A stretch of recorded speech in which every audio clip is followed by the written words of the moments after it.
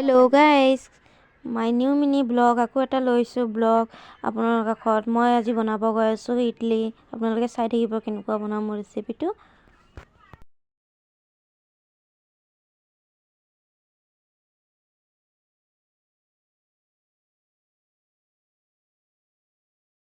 দহি দি কেনে ফেটি লৈছোঁ। ফেটাৰ পিছত মিক্সি গ্ৰাইণ্ডাৰত দি দিছোঁ। মিক্সি গ্ৰাইণ্ডাৰত অলপ মাৰি কেনে ওলাই এতিয়া আপোনাৰ পানী গৰম বহাই দিছোঁ চচপেনত।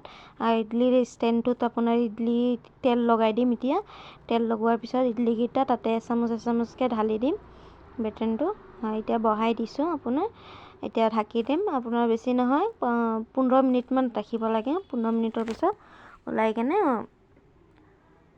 এইটো চাব পাৰে আপোনাৰ হৈ গৈছে ৰেডি। পানী সোমাই গৈছে, বেছি পানী দিয়াৰ কাৰণে অলপ।